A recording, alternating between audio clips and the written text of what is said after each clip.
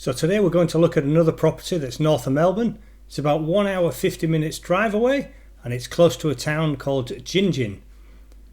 Now the property, as you can see, is surrounded by areas of sort of farmland and rolling hills, but this property is one of the last areas that's fully wooded, and I think it's remained fully wooded because of the steepness of the block, but that steepness of the block is going to provide some great views, I'm sure.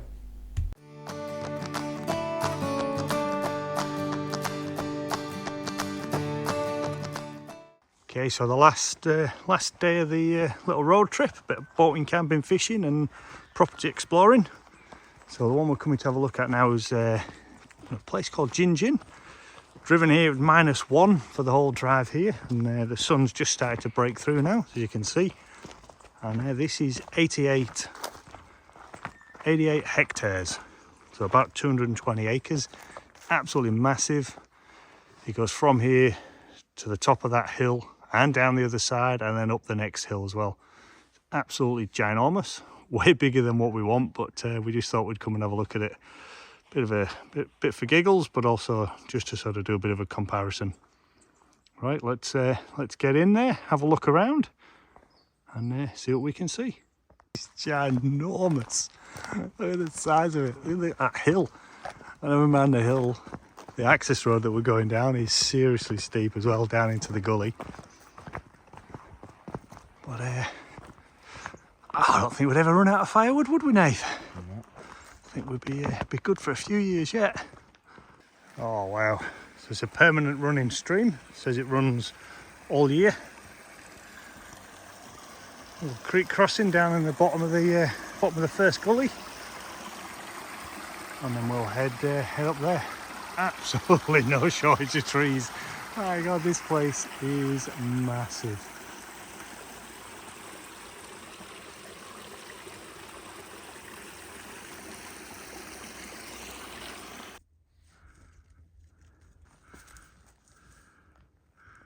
Some big eastern grey kangers there.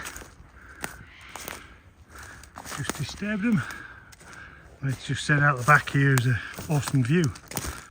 And then when you burst out the forest, you end up with this view.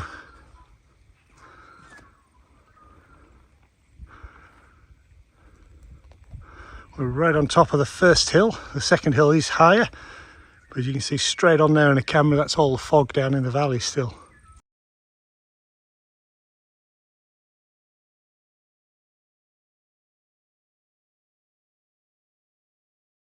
I'm not sure how well this will come out on camera, but this is one serious access road.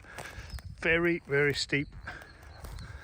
As you can see with the tracks, there's been a vehicle up it, but it'd have to be like a well kitted out four-wheel drive or a Polaris Ranger or something with low tyre pressure. But luckily, well, the track carries on along the fence line up there.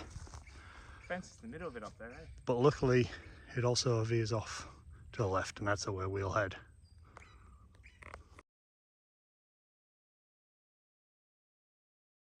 Right, well, we're at a lookout just a few k's away from the property we've been looking at. Look at that view in the background. That's spectacular. So we finished, just grabbed a sandwich, come to have a little coffee, and yeah, we're just contemplating what we think of that place. Love it. It's very expensive. If we owned it, we'd be owning 3 hills, which is pretty mind-blowing for me and Nath. But yeah, a lot to think about. Took us three and a half hours. Yeah. 3.5 hours to have a look around, and we didn't do the whole perimeter. We did the 5k of controlled tracks that's in there, and then a few little walks off to a side just to explore a few areas that we like the look of. But yeah, absolutely awesome. Way above what we were looking for in our price range, and way more land than what we were looking for originally, but it was good to go and have a look at it and compare. Right, we'll think about it and we'll let you know in the future. So we really like the look of this place. I gotta say, me more than Nath, but I think it was more of a budget thing that put Nath off. But it was one of those things, it was going to be a huge commitment, and we really had to work out what we wanted to spend money on and what money we'd have left if we took this on. So we ran this through our multi-criteria analysis, a little spreadsheet that we've got looking at all the pros and cons, all the things that we find valuable in a property. We ran that through. This scored very highly. Unfortunately, the price and the cost was the one thing that let it down.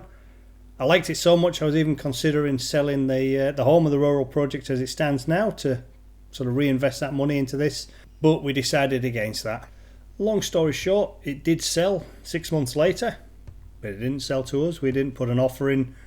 But man, oh man, I was pretty gutted when I heard that it had sold.